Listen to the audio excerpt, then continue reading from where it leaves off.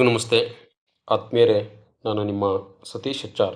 ಸ್ನೇಹಿತರೆ, 2025 ಮತ್ತು 26ನೇ ಶೈಕ್ಷಣಿಕ ಸಾಲಿನಲ್ಲಿ ಗ್ರಂಥಾಲಯ ಕಾರ್ಯಕ್ರಮಕ್ಕೆ ಅನುಷ್ಠಾನವನ್ನು ಮಾಡುವ ಸಲುವಾಗಿ ಅನುದಾನ ಈಗಾಗಲೇ ಬಿಡುಗಡೆ ಆಗಿತ್ತು ಅಂತಕ್ಕಂಥದ್ದು. ಜೊತೆಗೆ ಖರೀದಿ ಪ್ರಕ್ರಿಯೆಗೆ ಸಂಬಂಧಪಟ್ಟಂತೆ ಪುಸ್ತಕಗಳ ಪಟ್ಟಿನೂ ಕೂಡ ಬಿಡುಗಡೆಯನ್ನು ಮಾಡಲಾಗಿತ್ತು. ಈಗಾಗಲೇ ಈ ಹಿಂದೆ ಬಿಡುಗಡೆ ಮಾಡಿರ್ತಕ್ಕಂಥ ಪಟ್ಟಿಯಲ್ಲಿ ಸಾಕಷ್ಟು ಕೆಲವೊಂದು ಮಾರ್ಪಾಡುಗಳನ್ನು ಮಾಡಬೇಕು ಅಂತಕ್ಕಂಥ ಉದ್ದೇಶದ ಹಿನ್ನೆಲೆಯಲ್ಲಿ ಪಟ್ಟಿಯನ್ನು ಹಿಂಪಡೆಯಲಾಗಿದೆ. 27/3/2026ರ ಸುತ್ತಲೆಯಲ್ಲಿ ಈ ಕೆಳಕಂಡಂತೆ ಗ್ರಂಥಾಲಯ ಪುಸ್ತಕ ಖರೀದಿ ಪ್ರಕ್ರಿಯೆಗೆ ಮಾಹಿತಿಯನ್ನು ನೀಡಲಾಗಿದೆ. ಏನೆಲ್ಲ ಮಾಹಿತಿಯನ್ನು ಈ ಸುತ್ತೋಲೆ ಒಳಗೊಂಡಿದೆ ಅಂತಕ್ಕಂಥದ್ದನ್ನು ತಮ್ಮೊಟ್ಟಿಗೆ ಹಂಚ್ಕೊಳ್ಳೋದಕ್ಕೆ ಬಯಸ್ತೇನೆ. ಯಾರೆಲ್ಲ ಇದೇ ಮೊದಲ ಬಾರಿಗೆ ಸೃಷ್ಟಿ ಸಿಂಚನ ಯೂಟ್ಯೂಬ್ ಚಾನಲನ್ನು ವೀಕ್ಷಣೆಯನ್ನು ಮಾಡ್ತಿದ್ದೀರಾ, ಸಬ್ಸ್ಕ್ರೈಬ್ ಆಗಿ ಇದೇ ರೀತಿಯ ಸಾಕಷ್ಟು ವಿಡಿಯೋಗಳನ್ನು ವೀಕ್ಷಿಸಿಂತೇಳಿ ತಮ್ಮಲ್ಲಿ ಕೇಳ್ಕೊಳ್ತಾ, 27/3/2026ರ ಸುತ್ತೋಲೆಯಂತೆ ಮೇಲ್ಕಂಡ ವಿಷಯದಲ್ಲಿ ಉಲ್ಲೇಖ 1ರನ್ವಯ ರಾಜ್ಯದ ಸರ್ಕಾರಿ ಪ್ರಾಥಮಿಕ ಶಾಲೆ ಮತ್ತು ಪ್ರೌಢ ಶಾಲೆಗಳಿಗೆ 5,000 ಮತ್ತು 10,000 ಹಾಗೂ 15,000 ರುಗಳಂತೆ ಈಗಾಗಲೇ ಕೆನರಾ ಬ್ಯಾಂಕ್ CSS ಪೋರ್ಟಲ್ಗೆ ಹಣವನ್ನು ಹಾಕಲಾಗಿದೆ ಅಂತಕ್ಕಂಥದ್ದು, ಬಿಡುಗಡೆಯನ್ನು ಮಾಡಲಾಗಿದೆ. LPS ಶಾಲೆಗಳಿಗೆ 5,000, ಹಿರಿಯ ಪ್ರಾಥಮಿಕ ಶಾಲೆಗಳಿಗೆ 10,000, ಪ್ರೌಢಶಾಲೆಗಳಿಗೆ 15,000ವನ್ನು ಬಿಡುಗಡೆಯನ್ನು ಮಾಡಲಾಗಿದೆ. ಸದರಿ ಮೊತ್ತದಲ್ಲಿ ಪ್ರಸ್ತುತ ಶೈಕ್ಷಣಿಕ ಸಾಲಿನಲ್ಲಿ ಪುಸ್ತಕವನ್ನು ಖರೀದಿಯನ್ನು ಮಾಡ್ತಕ್ಕಂಥ ಒಂದು ಪ್ರಕ್ರಿಯೆಯನ್ನು ಸಂಬಂಧಪಟ್ಟಂಥ ಮುಖ್ಯೋಪಾಧ್ಯಾಯರು ಮಾಡಬೇಕಾಗುತ್ತೆ.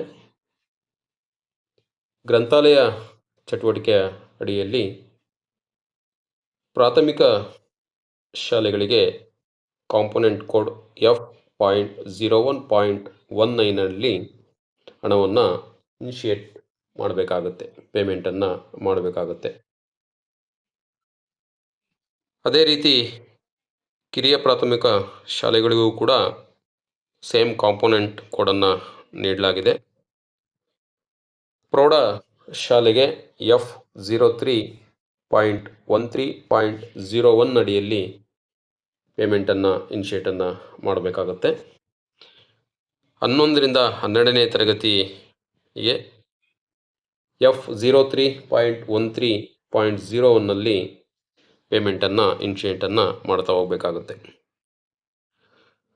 ಕೆಲವೊಂದು ಅಂಶಗಳನ್ನು ಷರತ್ತುಗಳನ್ನು ನೀಡಲಾಗಿದೆ ಸುತ್ತೋಲೆಯಲ್ಲಿ. ಗ್ರಂಥಾಲಯಗಳಿಗೆ 2025-26ನೇ ಸಾಲಿಗೆ ಖರೀದಿಸಬೇಕಾದ ಕನ್ನಡ ಪುಸ್ತಕಗಳ ಅನುಬಂಧ 1 ಹಾಗೂ ಇಂಗ್ಲಿಷ್ ಪುಸ್ತಕಗಳ ಅನುಬಂಧ 2ರಲ್ಲಿ ನೀಡಲಾಗಿದೆ.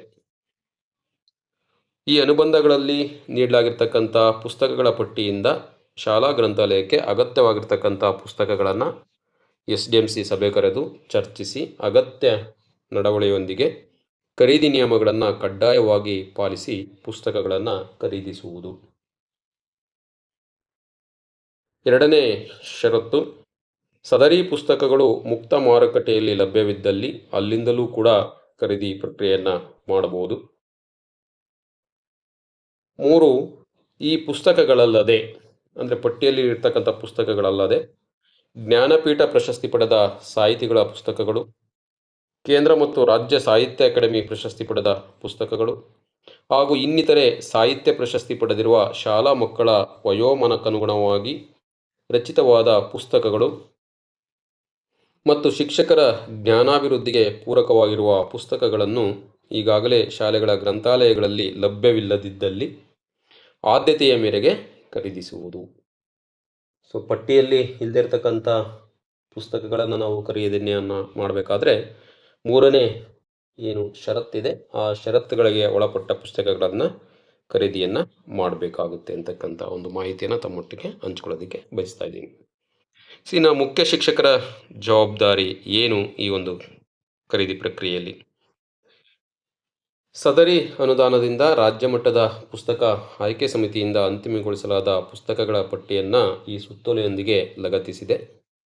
ಸದರಿ ಪುಸ್ತಕಗಳ ಪಟ್ಟಿಯಿಂದ ಅಗತ್ಯವಿರುವ ಪುಸ್ತಕಗಳನ್ನು ಸಂಬಂಧಿಸಿದ ಶಾಲಾ ಮುಖ್ಯೋಪಾಧ್ಯಾಯರು, ಉಪಪ್ರಾಂಶುಪಾಲರು, ಪ್ರಾಂಶುಪಾಲರು, ಶಾಲಾಭಿವೃದ್ಧಿ ಹಾಗೂ ಮೇಲುಸ್ತುವಾರಿ ಸಮಿತಿಯ ಅನುಮೋದನೆ ಪಡೆದು ಸಂಬಂಧಿತ ಪ್ರಕಾಶಕರುಗಳ ಮೂಲಕ ಅಥವಾ ತೆರೆದ ಮಾರುಕಟ್ಟೆಯಲ್ಲಿ ಸಮಗ್ರ ಶಿಕ್ಷಣ ಕರ್ನಾಟಕ ಖರೀದಿ ನಿಯಮ ಹಾಗೂ ಕರ್ನಾಟಕ ಸಾರ್ವಜನಿಕ ಸಂಗ್ರಹಣೆಗಳಲ್ಲಿ ಪಾರದರ್ಶಕತೆ ಅಧಿನಿಯಮ 1999 ಮತ್ತು ಅದರಡಿಯಲ್ಲಿ ಹೊರಡಿಸಲಾದ ನಿಯಮಗಳನ್ವಯ ಖರೀದಿಸುವುದು. ಶಾಲಾ ಗ್ರಂಥಾಲಯಕ್ಕೆ ಪುಸ್ತಕಗಳನ್ನು ಖರೀದಿಸಿದ ಬಗ್ಗೆ ಉಪಯೋಗಿತ ಪತ್ರವನ್ನು ಶಾಲೆಯಲ್ಲಿ ನಿರ್ವಹಿಸುವುದು ಹಾಗೂ ಒಂದು ಪ್ರತಿಯನ್ನು ಕ್ಷೇತ್ರ ಶಿಕ್ಷಣಾಧಿಕಾರಿಗಳ ಕಚೇರಿಗೆ ಸಲ್ಲಿಸ್ತಕ್ಕಂಥದ್ದು. ಗ್ರಂಥಾಲಯಕ್ಕೆ ಖರೀದಿಸಿರುವ ಪುಸ್ತಕಗಳ ಮಾಹಿತಿಯನ್ನು ದಾಸ್ತಾನು ವಹಿಯಲ್ಲಿ ಕಡ್ಡಾಯವಾಗಿ ನಮೂದಿಸತಕ್ಕಂಥದ್ದು. ಗ್ರಂಥಾಲಯ ಚಟುವಟಿಕೆಯಡಿಯಲ್ಲಿ ಪುಸ್ತಕಗಳ ಖರೀದಿ ಪ್ರಕ್ರಿಯೆಯನ್ನು ಆದ್ಯತೆ ಮೇರೆಗೆ ಪೂರ್ಣಗೊಳಿಸಿ ಪುಸ್ತಕಗಳನ್ನು ಶಾಲಾ ಗ್ರಂಥಾಲಯ ಮತ್ತು ಗ್ರಂಥಾಲಯಗಳಲ್ಲಿ ಸುವ್ಯವಸ್ಥಿತವಾಗಿ ಜೋಡಿಸಿ ವಿದ್ಯಾರ್ಥಿಗಳು ಪುಸ್ತಕಗಳನ್ನು ಆಯ್ಕೆ ಮಾಡಿ ಓದಲು ಅವಕಾಶವನ್ನು ಕಲ್ಪಿಸತಕ್ಕದ್ದು. ಗ್ರಂಥಾಲಯ ಕೊಠಡಿಯಲ್ಲಿ ಪುಸ್ತಕಗಳ ವ್ಯವಸ್ಥಿತ ಜೋಡಣೆ ಹಾಗೂ ನಿರ್ವಹಣೆ ಕಾರ್ಯದಲ್ಲಿ ಗ್ರಂಥಾಲಯ ಶಿಕ್ಷಕರು ಹಾಗೂ ಮಕ್ಕಳನ್ನು ತೊಡಗಿಸಿಕೊಳ್ಳುವ ಮೂಲಕ ಗ್ರಂಥಾಲಯ ಚಟುವಟಿಕೆಯನ್ನು ಮಕ್ಕಳಿಗೆ ಆಸಕ್ತಿದಾಯಕವಾಗಿ ಮಾಡಲು ಪ್ರಯತ್ನವನ್ನು ಮಾಡ್ತಕ್ಕಂಥದ್ದು. ಇನ್ನು BOರ ಜವಾಬ್ದಾರಿಯನ್ನು ಕೂಡ ನೀಡಲಾಗಿದೆ. ಬಹುಮುಖ್ಯವಾಗಿ ಹಣವನ್ನು ಬಿಡುಗಡೆಯನ್ನು ಮಾಡ್ತಕ್ಕಂಥದ್ದು, ಖರೀದಿ ಪ್ರಕ್ರಿಯೆ ಬಗ್ಗೆ ಖಾತರಿಯನ್ನು ಪಡಿಸ್ಕೊಳ್ತಕ್ಕಂಥದ್ದು, ಪುಸ್ತಕ ಖರೀದಿಸುವ ಬಗ್ಗೆ ಭೇಟಿ ನೀಡಿ ಪರಿಶೀಲನೆಯನ್ನು ಮಾಡ್ತಕ್ಕಂಥದ್ದು, ಸೂಚಿಸ್ತಕ್ಕಂಥದ್ದು, ಗ್ರಂಥಾಲಯದಲ್ಲಿ ವ್ಯವಸ್ಥಿತವಾಗಿ ಜೋಡಿಸೋದಕ್ಕೆ ಸಲಹೆ ಸೂಚನೆಗಳನ್ನು ನೀಡ್ತಕ್ಕಂಥದ್ದು. ಈ ಜವಾಬ್ದಾರಿಗಳನ್ನು ನೀಡಲಾಗಿದೆ. ಅದೇ ರೀತಿ ಉಪನಿರ್ದೇಶಕರಿಗೂ ಕೂಡ ಕೆಲವೊಂದು ಜವಾಬ್ದಾರಿಗಳನ್ನು ಈ ಸುತ್ತೋಲೆಯಲ್ಲಿ ನೀಡಲಾಗಿದೆ ಅಂತಕ್ಕಂಥದ್ದು.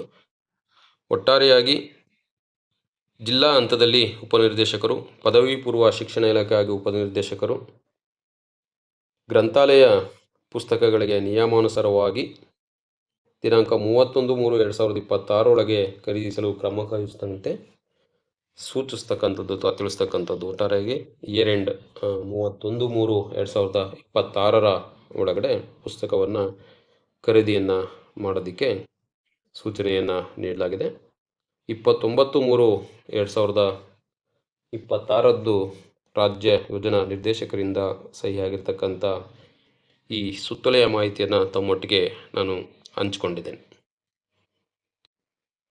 ಖರೀದಿ ಪ್ರಕ್ರಿಯೆಯನ್ನು ಮುಂದುವರಿಸುವ ಸಲುವಾಗಿ ತಾವೆಲ್ಲರೂ ಕೂಡ ತಮ್ಮ ಶಾಲಾ ಹಂತದಲ್ಲಿ ಸೂಕ್ತ ಅಗತ್ಯ ಅನುಮೋದನೆಯೊಂದಿಗೆ ತಾವು ಖರೀದಿ ಪ್ರಕ್ರಿಯೆಯನ್ನು ಪೂರ್ಣಗೊಳಿಸಬಹುದು. ಜೊತೆಗೆ ಇದಕ್ಕೆ ಸಂಬಂಧಪಟ್ಟಂಥ ಇದೇ ಸುತ್ತೋಲೆಯ ಜೊತೆಯಲ್ಲಿ ಪಟ್ಟಿಯನ್ನು ಕೂಡ ಲಗತ್ತಿಸಲಾಗಿದೆ. ಗ್ರಂಥಾಲಯ ಪುಸ್ತಕ ಖರೀದಿಗೆ ಸಂಬಂಧಪಟ್ಟಂತೆ ಈ ಮಾಹಿತಿಯನ್ನು ತಮ್ಮೊಟ್ಟಿಗೆ ಹಂಚಿಕೊಳ್ಳೋದಕ್ಕೆ ಸಾಧ್ಯ ಆಯಿತು. ಯಾರೆಲ್ಲ ಇದೇ ಮೊದಲ ಬಾರಿಗೆ ಸೃಷ್ಟಿ ಸಿಂಚನ ಯೂಟ್ಯೂಬ್ ಚಾನಲನ್ನು ವೀಕ್ಷಣೆಯನ್ನು ಮಾಡ್ತಿದ್ದೀರಾ, ಸಬ್ಸ್ಕ್ರೈಬ್ ಆಗಿ ಇದೇ ರೀತಿಯ ಸಾಕಷ್ಟು ವಿಡಿಯೋಗಳನ್ನು ವೀಕ್ಷಿಸಿ ಅಂತೇಳಿ ತಮ್ಮಲ್ಲಿ ಕೇಳ್ಕೊಳ್ತಾ, ಮತ್ತೊಮ್ಮೆ ಇಷ್ಟೊತ್ತು ವಿಡಿಯೋವನ್ನು ವೀಕ್ಷಣೆಯನ್ನು ಮಾಡಿದ್ದಕ್ಕಾಗಿ ತಮಗೆಲ್ಲರೂ ಕೂಡ ಅನಂತ ಧನ್ಯವಾದಗಳನ್ನ ತಿಳಿಸ್ತೀನಿ. ನಮಸ್ತೆ.